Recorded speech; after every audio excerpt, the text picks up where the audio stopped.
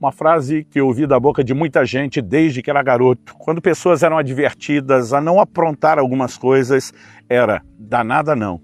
Era uma maneira da pessoa dizer, no final a gente escapa, termina impune. Eu percebi que isso era muito mais do que um comportamento de garotos. Ele se manifesta mesmo na vida de muitos adultos, inclusive na vida espiritual. A pergunta é, o que a palavra de Deus diz sobre isso? E eu quero te mostrar que é justamente o contrário e que nós precisamos de um entendimento claro das Escrituras. Mas eu quero falar a respeito disso em 3 diferentes vídeos. Cada um terá começo, meio e fim, mas na sequência em que eles serão apresentados como uma série, a mensagem fará um pouco mais de sentido. Fique comigo e nos próximos minutos nós vamos começar a entender esses princípios.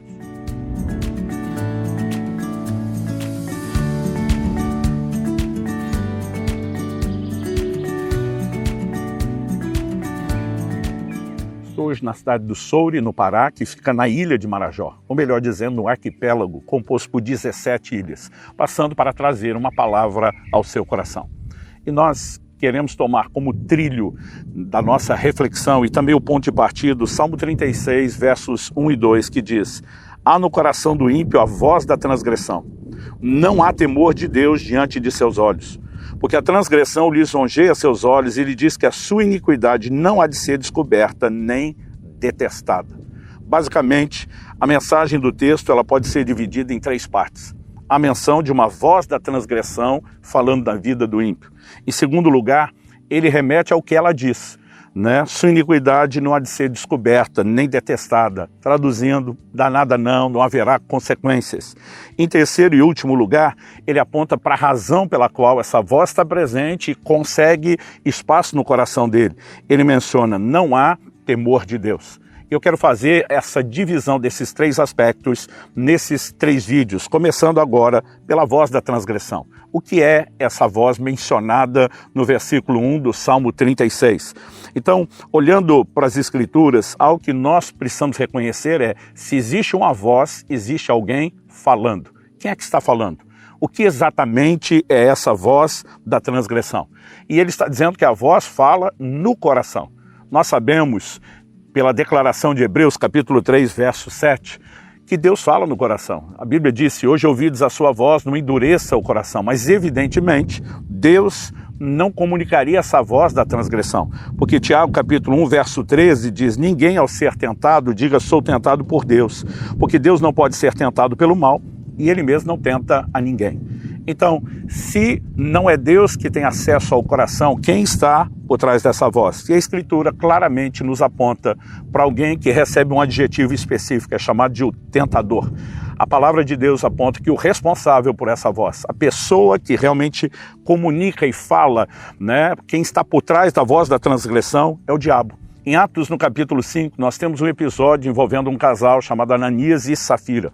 E a Escritura diz que o apóstolo Pedro, por revelação do Espírito Santo, traz à tona intenções erradas que estavam no coração daquele casal. Os versículos 3 a 5 de Atos 5 diz, então Pedro disse, Ananias, por que você permitiu que Satanás enchesse o seu coração para que você mentisse ao Espírito Santo, retendo parte do valor do campo? Não é verdade que conservando a propriedade seria sua? E depois de vendida, o dinheiro não estaria em seu poder? Porque você decidiu fazer uma coisa dessas. Você não mentiu para os homens, mas para Deus.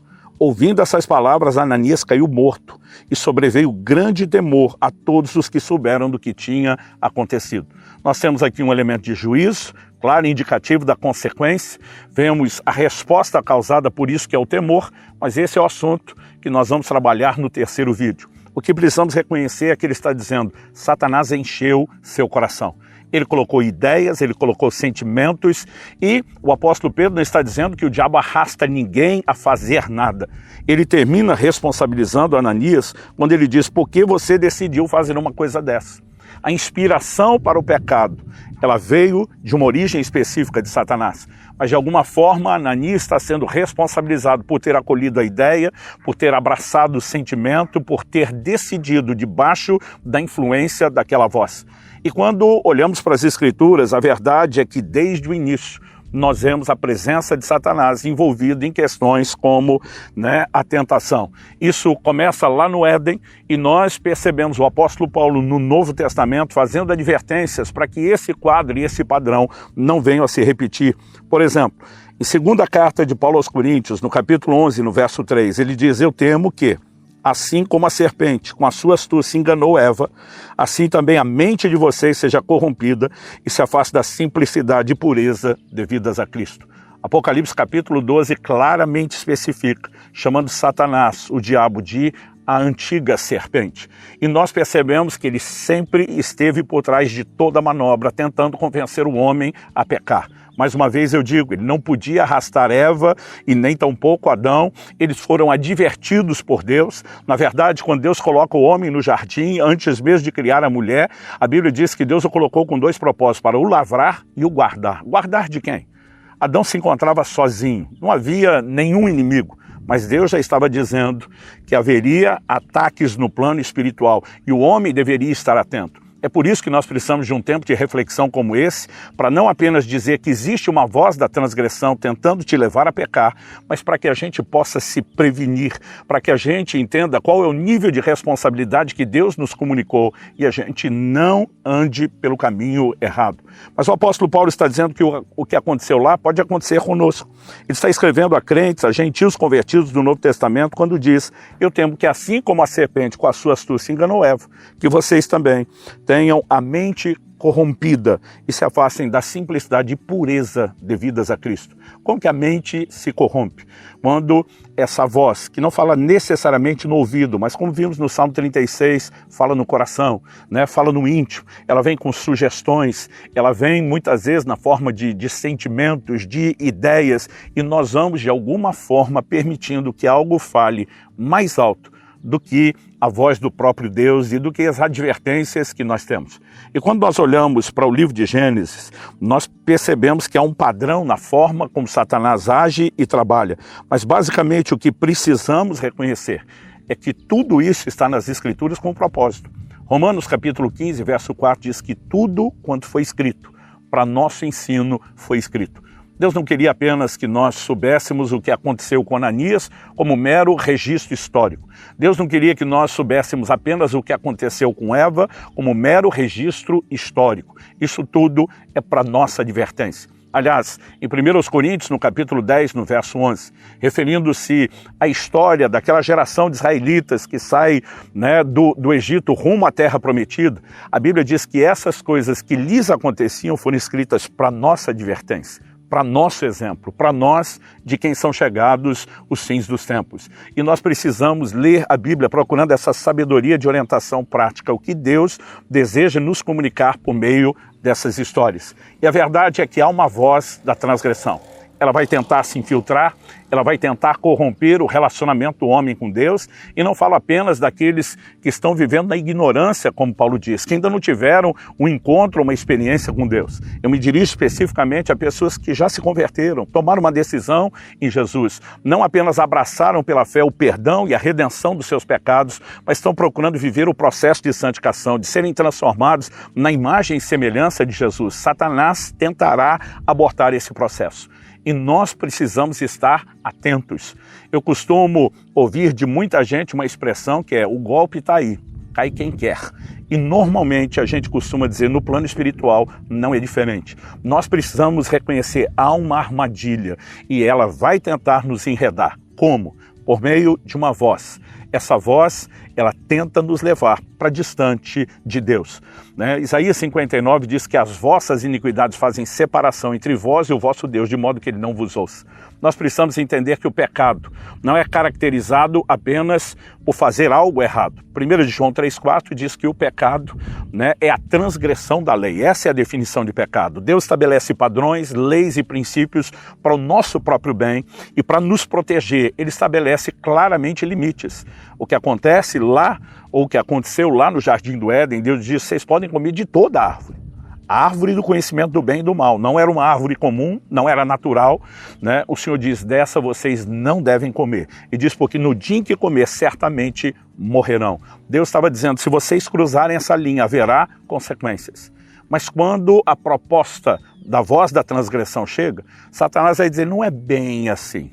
Esse é um assunto que nós vamos trabalhar no próximo vídeo, mas é importante que a gente reconheça que a voz da transgressão, ela trabalha de forma contrária à voz de Deus, tentando nos enredar, tentando nos convencer que não haverá problemas. É aquela vozinha que na linguagem popular brasileira é o danada não, que tenta nos arrastar para esse lugar, que quando finalmente acabamos cedendo e caindo, descobrimos que fomos enganados e o preço do pecado é sempre amargo, é sempre algo que não se justifica. A gente tem uma frase muito comum que usamos no sul do Brasil, que é muita manchete para pouca notícia, né? E eu costumo dizer que a proposta do pecado, a sedução do pecado é a mesma coisa. Se promete muita coisa, se entrega muito pouco. O pouco que se entrega é um prazer, como diz Hebreus 11:25, transitório, dura muito pouco e deixa um saldo e uma consequência amarga. Nós precisamos entender a advertência de Hebreus capítulo 12, que diz, ainda não resistisse até o sangue na vossa luta contra o pecado. Há uma luta contra o pecado. O pecado precisa ser evitado. Ele precisa ser evitado não apenas com aquela mentalidade de uma regra, minha religião não permite. Nós precisamos entender a essência da proibição, o amor de Deus tentando nos proteger, né? Nós precisamos entender a essência da tentação, um inimigo tentando nos enganar para nos arrastar para algo que não é bem aquilo que ele sugeriu. Então, nesse primeiro vídeo eu quero destacar, há uma voz classificada pela Bíblia como a voz da transgressão. No próximo vídeo nós vamos tratar a respeito do que exatamente ela fala, como ela trabalha, para que a gente saiba como se prevenir a essa voz. Para somente no terceiro vídeo falarmos daquilo que realmente é a prevenção, a solução, cultivar o temor de Deus no nosso coração. Eu espero que de alguma forma esse entendimento fortaleça o seu relacionamento com Deus, te proteja e te guarde da influência maligna por trás dessa voz. Desde garoto ouvi várias vezes a expressão de alguns que eram alertados a não aprontar alguma coisa e diziam, danada não. Era a forma mais comum de expressarem sua atitude de inconsequência em relação a atitudes erradas. A pergunta é, o que a Bíblia diz sobre isso? Estamos respondendo numa série de 3 vídeos e esse é o segundo. E hoje eu quero continuar o assunto abordando o perigo da inconsequência. Fique comigo. E nos próximos minutos nós vamos entender um pouco mais do que a palavra de Deus diz a respeito disso.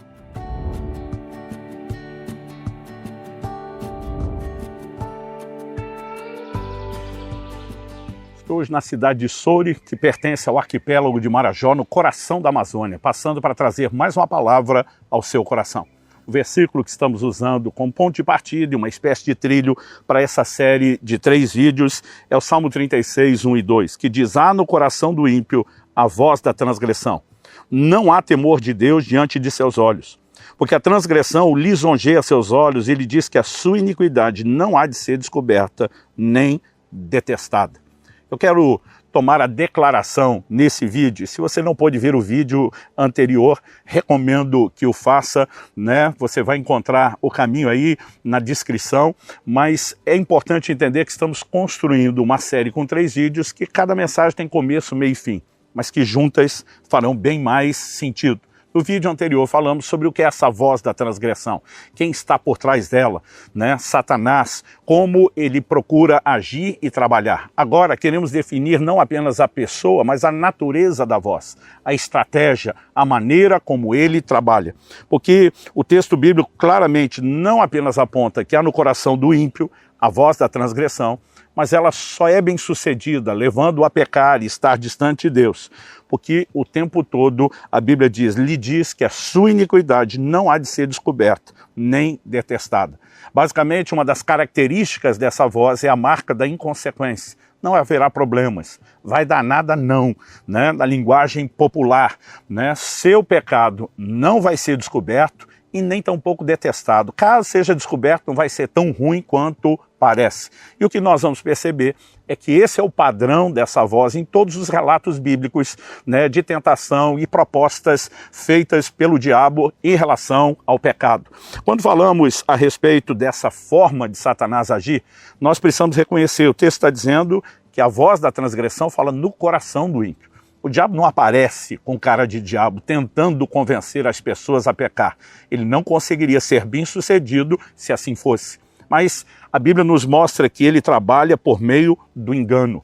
O apóstolo Paulo traz uma advertência. Ele diz, eu temo que assim como Eva foi enganada, que vocês também o sejam, se apartando da simplicidade e pureza devidas a Cristo. E ele explora o elemento do engano. O que tem me feito declarar, fiz isso no primeiro vídeo e seguirei falando, né, usando uma expressão, um dito popular, o golpe está aí, cai quem quer. A Bíblia nos mostra que há uma armadilha que vem sendo usada e aplicada ao longo de toda a história da humanidade. Nós precisamos estar alertas, nós precisamos estar atentos. Toda a mensagem bíblica que nos chama a vigilância é sempre uma orientação, ei, há um perigo, haverá uma tentativa de engano e vocês precisam estar alertas. Isso acontece desde o Éden, quando Deus coloca Adão no jardim e antes mesmo de criar Eva, a sua mulher, Deus o coloca ali para o lavrar e o guardar. Mencionei isso no vídeo anterior. Guardar de quem? Se ele está sozinho. Deus já estava alertando, haverá um inimigo. Antes de outros seres humanos, além de você, estarem ocupando a terra, já há um inimigo, e ele tentará se infiltrar para conduzi-los ao engano e os afastarem de mim. A Bíblia nos chama a ter essa mentalidade alerta. Então, é importante reconhecer que não apenas existe uma voz da transgressão, quem está por trás dela falando, que é o diabo, mas também nós precisamos entender a estratégia, a forma como ele costuma trabalhar. O apóstolo Paulo, ele escreve aos Coríntios e ele faz uma declaração que eu e você precisamos levar em conta, né? Ele diz, porque não ignoramos as suas maquinações, falando do diabo, não ignoramos os seus ardis, quando sabemos como ele trabalha, quais são as suas estratégias. Isso, evidentemente, nos permite estar alertas e evitar isso. Então, o que a voz da transgressão fala? Que tudo vai ficar bem, que não haverá consequência alguma, ou, como estamos usando o título dessa série de 3 mensagens, dá nada não. Essa é a essência dessa voz, da mensagem que ela comunica. Sua iniquidade não vai ser descoberta, mas se for descoberta, não vai ser detestada, não vai ser tão ruim quanto parece. Eu quero voltar ao relato primário, né, da queda, do pecado cometido lá no Jardim do Éden. Gênesis capítulo 3, eu vou ler do verso 1 a 5. A Bíblia diz, mas a serpente, mais astuta que todos os animais selvagens que o Senhor Deus tinha feito, disse à mulher, é verdade que Deus disse, não comam do fruto de nenhuma árvore do jardim?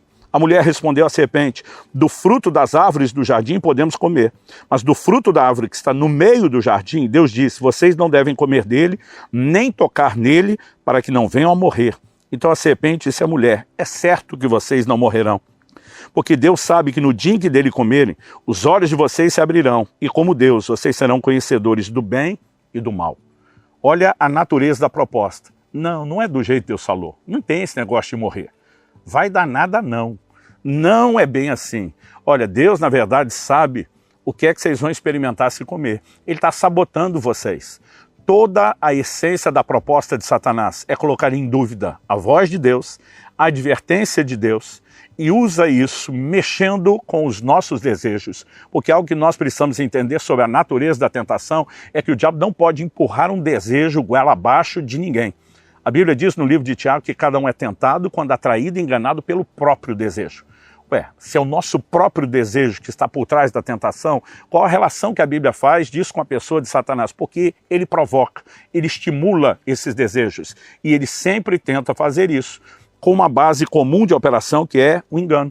Quando falamos, né, no vídeo anterior a respeito de Ananias e Safira, nós vemos exatamente, né, a mesma menção bíblica de alguém que age com inconsequência, imaginando que não teria nenhum problema, que não seria descoberto, mas o fim não foi bem esse. No livro do Apocalipse, nós temos em plena era da graça, o próprio Senhor Jesus dirigindo uma mensagem à igreja de Tiatira, ao anjo da igreja de Tiatira, e ele diz assim, tenho porém contra você o fato de você tolerar que essa mulher, Jezabel, que se declara profetiza, não somente ensine, mas ainda seduz os meus servos a praticar a prostituição e a comer coisas sacrificadas aos ídolos. Dei-lhe tempo para que se arrependesse, porém ela não quer se arrepender da sua imoralidade.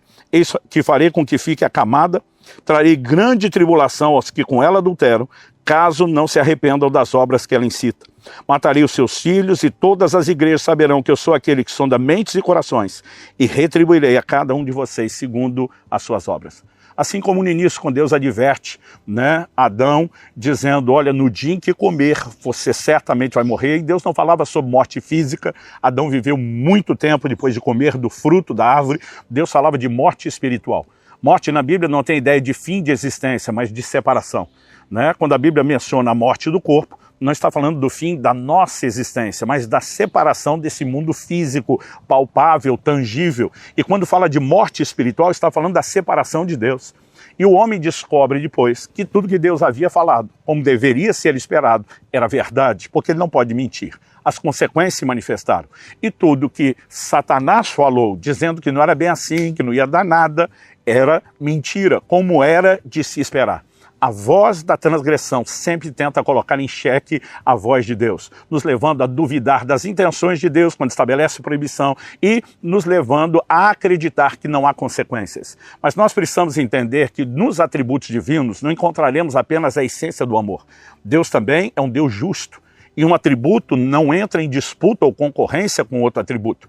O amor de Deus jamais anulará a justiça de Deus. E todos os atos têm consequências. Gálatas capítulo 6, versículo 7 e 8 diz, tudo quanto o homem semear, isso também ceifará. Quem semeia na carne, da carne vai colher corrupção. Quem semeia no espírito, do espírito há de colher a vida eterna. E o que Deus está falando a essa mulher que ele, né, chama de Jezabel, não acredito que necessariamente precisasse ser o nome literal, mas há uma alusão a Jezabel do Antigo Testamento. O Senhor diz, eu dei-lhe tempo para que se arrependesse. O problema é que as pessoas confundem a longanimidade, a paciência de Deus, em não aplicar juízo imediato quando pecam. Eles confundem longanimidade com impunidade, e são coisas completamente diferentes. O Senhor diz, dê-lhe tempo para se arrepender. Não quer arrepender? O juízo vai se manifestar. Eu vou colocá-la de cama, né? Eu vou pôr em grande tribulação os que com ela adulteram, eu vou matar os seus filhos, e basicamente Deus está dizendo, é impossível não ter consequências, embora a essência da mensagem tente promover isso. A Bíblia nos fala a respeito de Esaú. Hebreus capítulo 12, versos 16 e 17, fazendo uma releitura do que acontece com um dos filhos de Jacó, diz, e cuidem para que não haja nenhum impuro ou profano, como foi Esaú, o qual por um prato de comida vendeu seu direito de primogenitura. Vocês sabem que também posteriormente, querendo herdar a bênção, foi rejeitado, pois não achou lugar de arrependimento, embora com lágrimas o tivesse buscado. A Bíblia fala sobre não ser impuro ou profano. A Bíblia diz que ele vende o direito de primogenitura de forma inconsequente. Em outras palavras, ele está dizendo que me adianta ter uma promessa da bênção de Deus se eu sequer vou continuar vivo para isso. E nós sabemos que é uma valorização. Ele era um caçador, a Bíblia diz. Era alguém que não comia o tempo todo e toda hora. Que em alguns momentos tinha comida em abundância, em outros sabia exatamente o que era passar fome. Ele sabia que ele não ia morrer por conta daquela fome. Mas muitas vezes nós permitimos que os nossos sentimentos, que as nossas necessidades, que as nossas carências falem mais alto e agimos com inconsequência em relação ao que virá depois. Porque a voz da transgressão sempre está dizendo, sua iniquidade não será descoberta. Ou se for, não será detestada. E nós precisamos entender sem a menor sombra de dúvida que isso não é verdade. Deus não pode mentir. Estabeleceu restrições para o nosso próprio bem e proteção, mas na sua justiça ele manterá todos os padrões de retribuição. Aliás, o tempo todo que a Bíblia fala quando menciona a vinda de Jesus é que ele vai retribuir a cada um segundo as suas obras. É que nada que é feito em oculto vai permanecer escondido. É que tudo será trazido à luz e que ele não vai julgar apenas ações, mas as intenções do coração. Nenhum de nós pode acreditar nesse engano. O golpe está aí, como a gente tem dito, cai quem quer. Que nós possamos dar atenção a essa advertência e guardar o nosso coração, fugindo do perigo da inconsequência. Desde garoto ouvi várias vezes da boca de muitas pessoas a frase "dá nada não". O dito popular que parece ser a justificativa, eu posso aprontar sem ter consequências. E vimos que esse padrão de comportamento no natural se reflete também no espiritual. E temos apresentado um entendimento bíblico, fatiado em 3 mensagens de uma série, que tem nos ajudado a compreender o que é que a palavra de Deus diz a respeito disso. Fique comigo e nós vamos para o nosso capítulo final dessa série.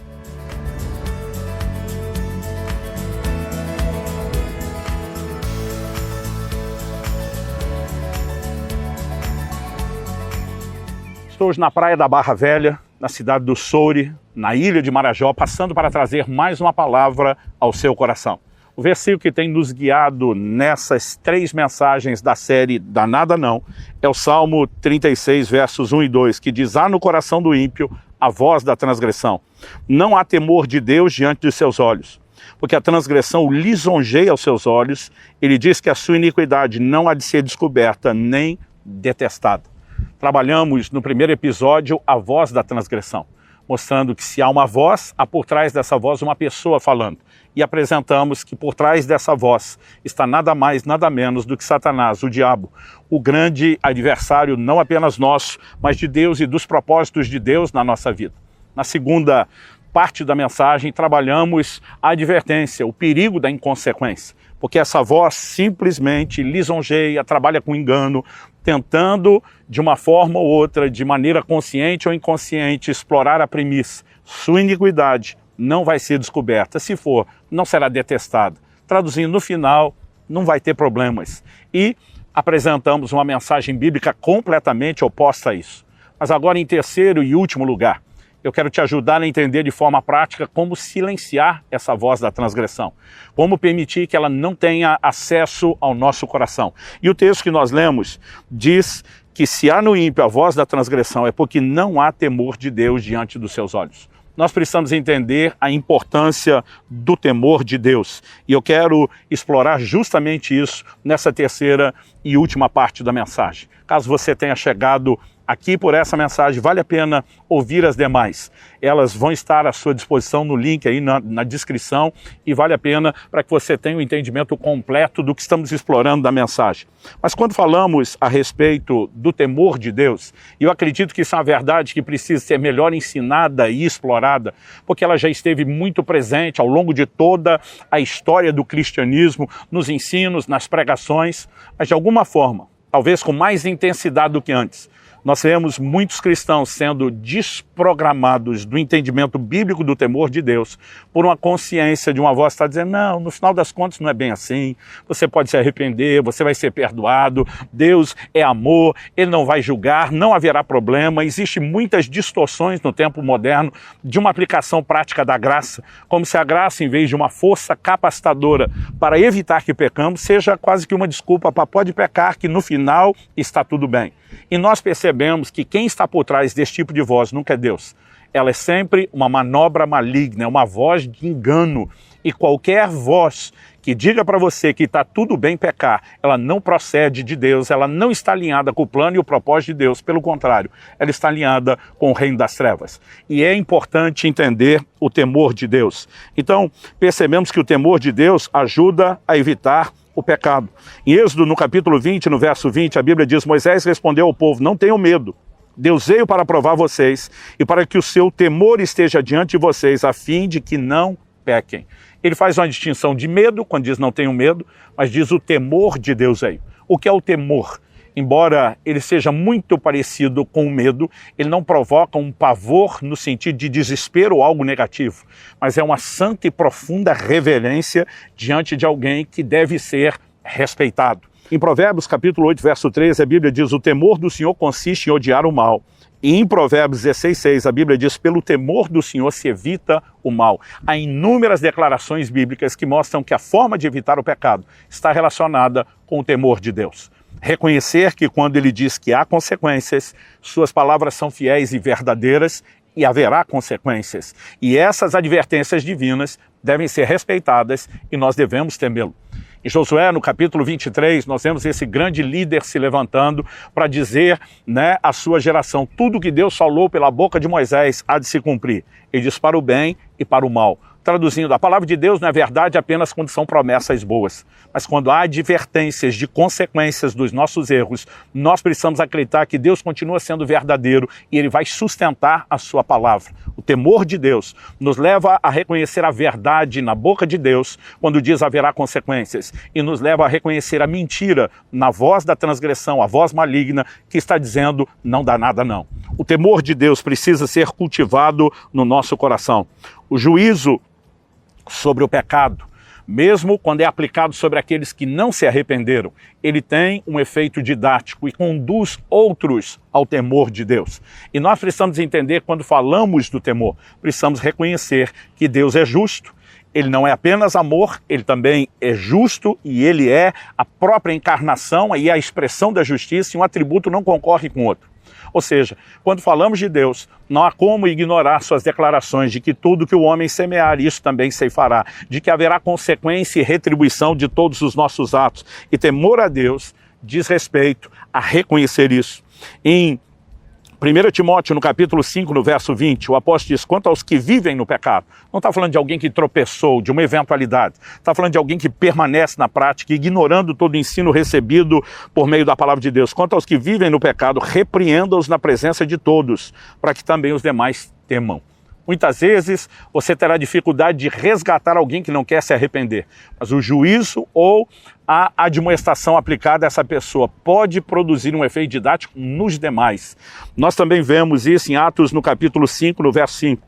Mencionamos na primeira parte dessa série de mensagens Ananias e Safira. A Bíblia diz, ouvindo essas palavras, Ananias caiu morto. E sobreveio grande temor a todos os que souberam do que tinha acontecido.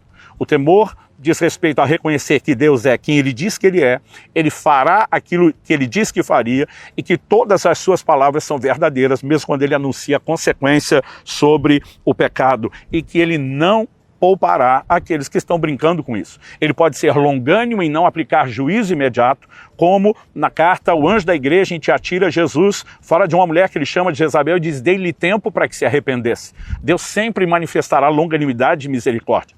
Por meio de Tiago, a Bíblia diz que a misericórdia triunfa do juízo, ela sempre vem na frente.